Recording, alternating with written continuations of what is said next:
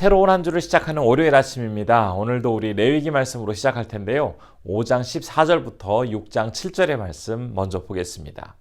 여호와께서 모세에게 말씀하여 이르시되 누구든지 여호와의 성물에 대하여 부지 중에 범죄하였으면 여호와께 속건제를 드리되 내가 지정한 가치를 따라 성소의 세겔로 몇 세겔 은에 상당한 흠없는 순양을 양떼 중에서 끌어다가 속건제로 드려서 성물에 대한 잘못을 보상하되 그것에 5분의 1을 더하여 제사장에게 줄 것이요 제사장은 그 속건제의 순양으로 그를 위하여 속죄한즉 그가 사함을 받으리라.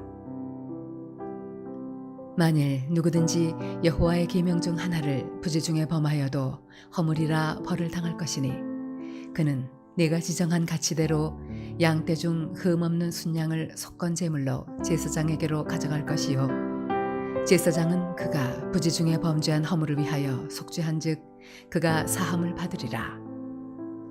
이는 속건제니 그가 여호와 앞에 참으로 잘못을 저질렀음이니라. 여호와께서 모세에게 말씀하여 이르시되 누구든지 여호와께 신실하지 못하여 범죄하되 곧 이웃이 맡긴 물건이나 전당물을 속이거나 도둑질하거나 착취하고도 사실을 부인하거나 남의 잃은 물건을 줍고도 사실을 부인하여 거짓 맹세하는 등 사람이 이 모든 일 중에 하나라도 행하여 범죄하면 이는 죄를 범하였고 죄가 있는 자니 그 훔친 것이나 착취한 것이나 맡은 것이나 잃은 물건을 주운 것이나 그 거짓 맹세한 모든 물건을 돌려보내되 곧 그 본래 물건에 5분의 1을 더하여 돌려보낼 것이니 그 죄가 드러나는 날에 그 임자에게 줄 것이요 그는 또 그 속건제물을 여호와께 가져갈지니 곧 네가 지정한 가치대로 양떼 중 흠없는 순양을 속건제물을 위하여 제사장에게로 끌고 갈 것이요 제사장은 여호와 앞에서 그를 위하여 속죄한즉 그는 무슨 허물이든지 사함을 받으리라. 우리는 레위기 4장과 5장 앞부분에서 속죄제에 대해서 살펴보았습니다. 그리고 오늘 말씀에서는 이제 다른 제사인 속건제에 대해서 소개하고 있는 그런 내용을 볼 수가 있습니다. 속건제는 자신이 저지른 죄에 대한 책임을 지기 위해서 드려지는 제사입니다. 그 의미를 놓고 본다면 속죄제와 유사한 점이 상당히 많이 있는데요. 그러나 이 두 제사는 분명한 차이점이 있습니다. 가장 큰 차이는 속죄제의 경우에는 모든 사람이 자신의 죄에 대해서 회개해야 했기 때문에 자신의 그 형편에 따라서 어떤 사람은 소로, 어떤 사람은 염소로, 양으로, 또 그리고 비둘기로 각자 제물을 드릴 수 있도록 정하였습니다. 그에 비해서 속건제는 흠없는 순양으로만 드리도록 이야기하고 있습니다. 그리고 또 다른 특징이라고 든다면 속죄제와 속건제는 죄에 대해서 회개해야 한다는 점에 있어서는 비슷하지만 속죄제는 죄의 회개에 초점을 맞추고 있다면 속건제는 자신이 저지른 죄 때문에 발생하게 된 그 피해에 대해서 실제적인 배상을 하도록 하는데 초점을 두고 있습니다. 그렇다면 속건제는 어떤 경우에 드려야 했을까요? 오늘 본문 말씀은 크게 세 가지 경우로 구분해서 이야기합니다. 첫 번째로는 성물에 대해서 죄를 지었을 경우입니다. 본문 14절부터 16절의 말씀을 통해서 우리가 그 내용을 확인해 볼 수가 있습니다.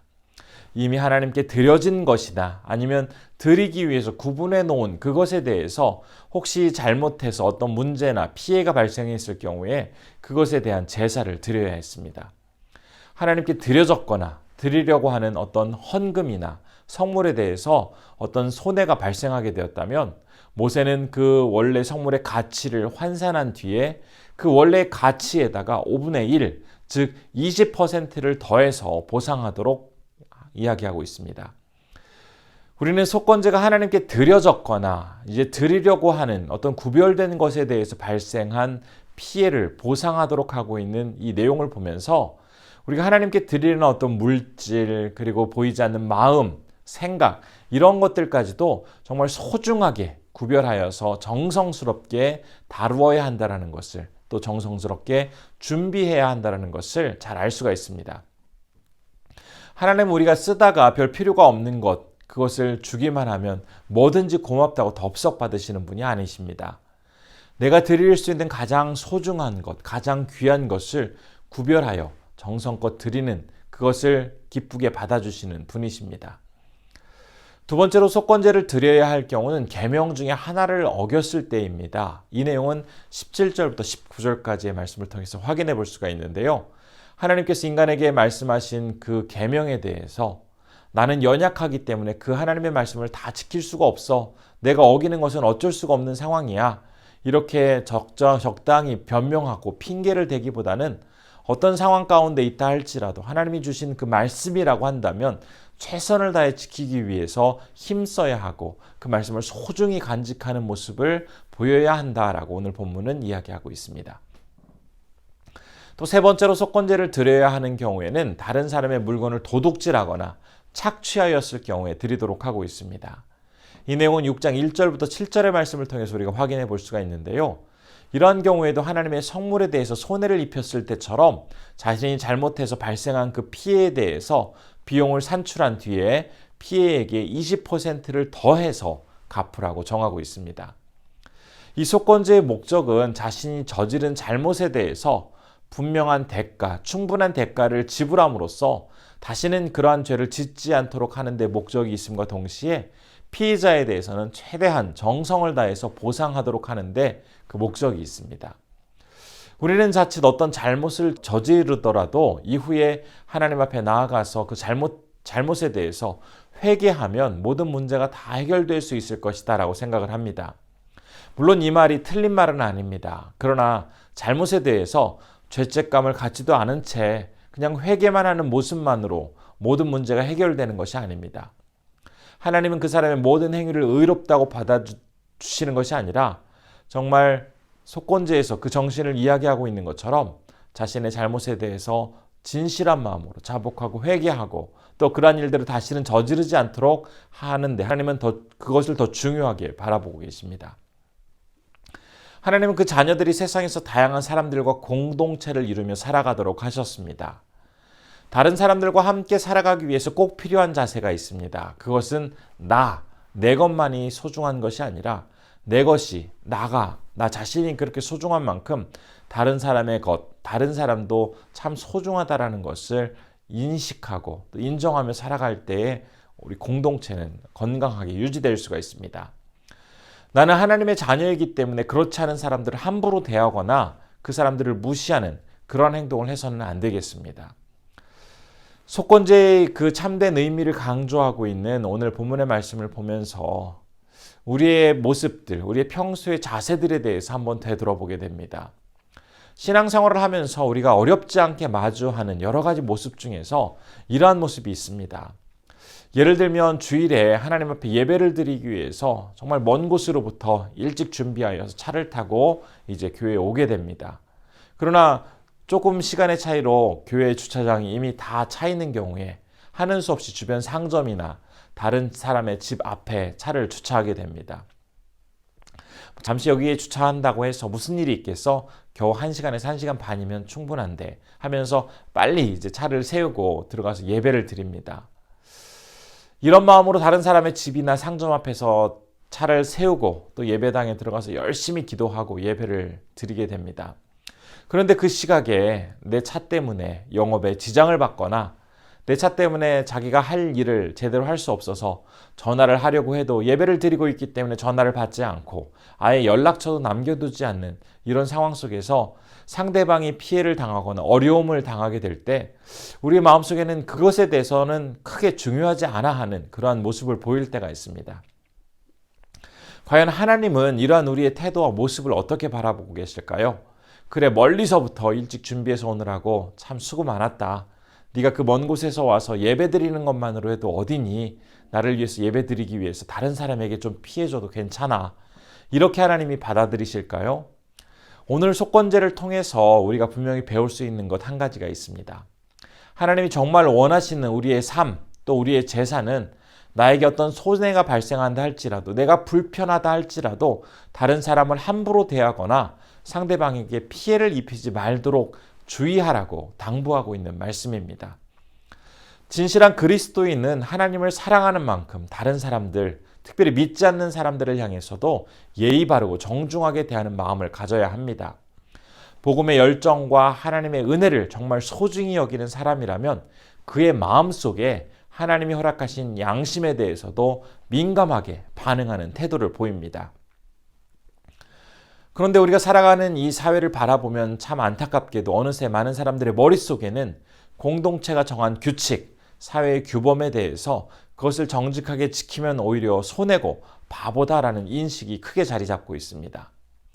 그렇다면 우리 그리스도인들이 이런 상황 속에서 내가 먼저 손해보더라도, 내가 좀 불편하더라도 규칙과 법규를 정확하게 지키고 다른 사람들을 진심으로 배려하며 주님의 사랑을 온전히 실천하기 위해 살아가는 그러한 모습을 보이면 어떨까 싶습니다.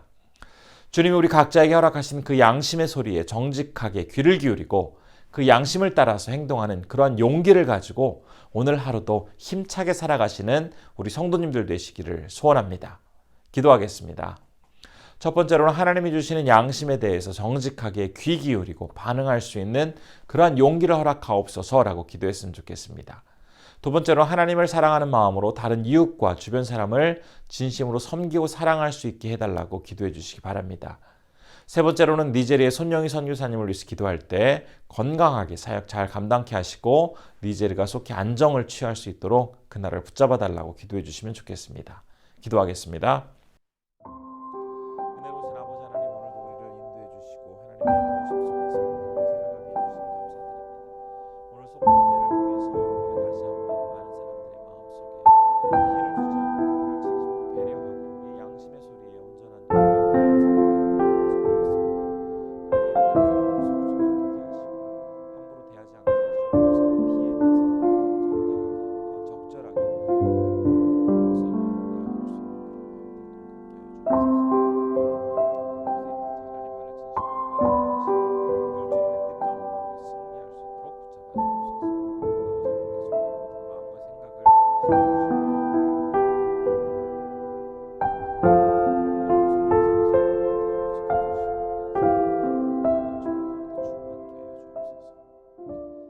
존귀하신 아버지 하나님, 오늘 말씀을 통해서 속건제의 참 의미에 대해서 다시 한번 생각해 보았습니다. 우리가 이 세상에 살아가면서 다른 사람들을 쉽게 생각하거나 때로는 그들을 진지하게 대하지 못할 때가 많이 있습니다.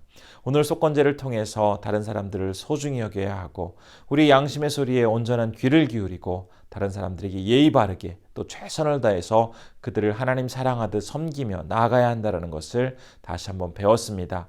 특별히 우리가 많은 일들을 행할 때에 주님의 사람으로서 나에게 손해가 있고 어려움이 있다 할지라도 그것들을 먼저 감당하면서 주님 닮은 모습으로 살아갈 수 있도록 인도하여 주옵소서. 오늘은 니제리아에서 사역하시는 손영희 선교사님을 위해서 기도합니다. 하나님께서 우리 선교사님 지켜주시고 건강을 붙잡아 주셔서 사역 잘 감당하실 수 있도록 함께해 주옵소서. 특별히 니제르 땅에 속히 정치적으로나 환경적으로 안정을 취하기를 원합니다. 하나님께서 그 불안한 상황을 속히 종결시켜 주시고 하나님만을 바라보면서 사역 잘 감당하실 수 있도록 함께해 주옵소서. 오늘 이 하루도 우리 성도님들 귀하게 붙잡아 주시고 건강하게 온전히 살아가실 수 있도록 함께해 주시기를 간절히 소원하오며 이 모든 말씀 우리 주 예수님의 이름으로 기도드립니다. 아멘.